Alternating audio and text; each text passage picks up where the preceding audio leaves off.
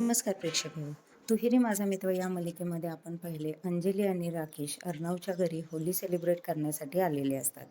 जेव्हा राकेशला ते मानपानाचं गिफ्ट देतात तेव्हा त्याचा चेहरा पूर्ण काळा होतो, कारण ते गिफ्ट मामींनी बदललेले असते. पण अंजलीला आणि राकेशला असे वाटते की अर्णव आणि ईश्वरीनेच हे केले आहे. त्यामुळे अंजली खूप चिडते. ईश्वरी तिला खूप मनवण्याचा प्रयत्न करते, पण अंजली काही ऐकत नाही. त्यानंतर अंजली आणि राकेश त्यांच्या घरी येतात. तेव्हा अंजली राकेशला सॉरी म्हणते, पण तो म्हणतो जाऊ दे ना सगळं, चल ही बॅग आत ठेव आणि मला पाणी घेऊन ये.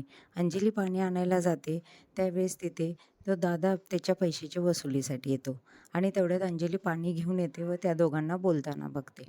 मग अंजली म्हणते, अहो काय करताय तुम्ही? तेव्हा राकेश म्हणतो, अगं हा माझा मित्र आहे, त्याचं वागणंच असं आहे. ती म्हणे, अहो पण काय बोलायचं तर घरात येऊन बोला. मग दादा म्हणतो, हो हो येतो ना, आणि तो घरात जातो. इकडे नंतर मामीला इथं खोलीतच मिळतं हातामध्ये. मामी ईश्वरीलाच ब्लेम करत असते की तूच हे गिफ्ट जावई बापूंचं बदलून त्यांचा अपमान केला आहेस. त्यावेळी ईश्वरी म्हणते, मी असं का करेन?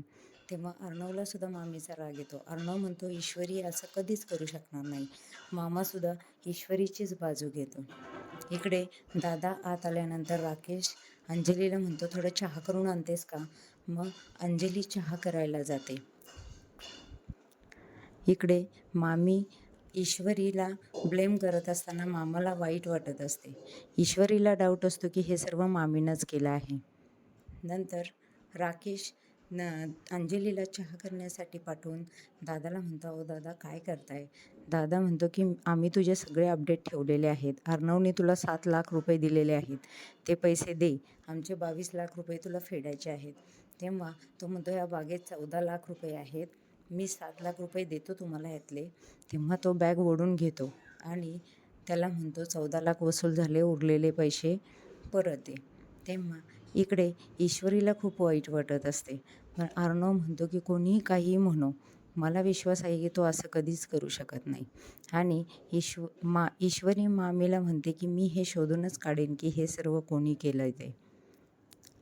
नंतर इकडे अर्णव म्हणतो हे राकेशनंच केलं असेल, कारण त्यालाच हे नको आहे की अंजली इकडे परत माघारी येईल. तेव्हा ईश्वरी मनात म्हणते की हे सर्व मामींनी केलं आहे, पण मी कसं सांगू तुम्हाला? परत राजेश अर्णवला फोन करतो की तुला जर अंजलीशी होळी खेळायची असेल तर मला 10 लाख रुपये द्यावे लागतील. तेव्हा अर्णव चिडतो आणि म्हणतो, मी एक पैसासुद्धा देणार नाही तुला. मी तुला चॅलेंज करतो की एक पैसा न देता मी ताईला रंग लावून दाखवेन. दुसऱ्या दिवशी ईश्वरी जेव्हा खाली येते तेव्हा तिला ह्या सर्व प्रकाराचा वाईट वाटतं, का तर अंजली ताई दुखावलेल्या गेलेल्या असतात. मग आजी तिथे येतात आणि आजी म्हणतात की ईश्वरी तू काही वाईट वाटून घेऊ नको, मलासुद्धा माहिती आहे की हे सगळं तू करणार नाही. तेव्हा मग आजींचा विश्वास बघून ईश्वरीला आनंद होतो आणि आजी म्हणतात की आज आता धुलवड आहे, धुलवडीची तयारी करायला लागा. नंतर आकाश आणि ईश्वरी अर्णवच्या अंगावर रंग टाकण्याचं ठरवतात आणि दोघे मिळून त्याच्यावर रंग टाकतात. नंतर अर्णवही त्यांच्या मागे पळत असतो रंग टाकण्यासाठी. मग हे त्यांचं असं सर्व बोलणं, मामा पण परत त्याची चेष्टा करतात. बोलणं चालू असताना तिथे ईश्वरीची आई सुप्रिया येते आणि ते मामी पाहते. मामी म्हणते, आता कसं सगळ्यांसमोरून गायब व्हायचं? मग मामी मुद्दामून स्वतःच्या हातातला कलर तोंडावर टाकून घेते, जेणेकरून ईश्वरीच्या आईला समजतच नाही.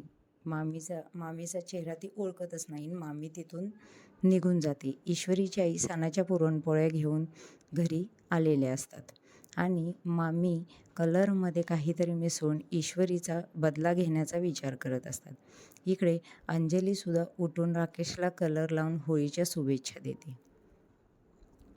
नंतर अंजलीला कलर लावण्यासाठी अर्णव आणि ईश्वरीसुद्धा त्यांच्या चाळीमध्ये आलेले असतात. तेव्हा अर्णव म्हणतो की ताई आपल्याला ओळखेल. ईश्वरी म्हणते की आपण पूर्ण तोंडाला कलर लावू आणि ताईंसमोर जाऊ, ताई नाही ओळखणार. आणि ते पूर्ण तोंडाला कलर लावून जातात आणि अंजलीला कलर लावतात. पण अंजली अर्णवला ओळखते. अशा प्रकारे अर्णव अंजलीला रंग लावून होळी सेलिब्रेट करतो. तर मग प्रेक्षक हो, तूही रे माझा मित्र या मालिकेचे असेच नवनवीन अपडेट जाणून घेण्यासाठी आमच्या चॅनलला सबस्क्राईब करा, व्हिडिओला लाईक करा आणि आमचा व्हिडिओ शेअर करा. धन्यवाद.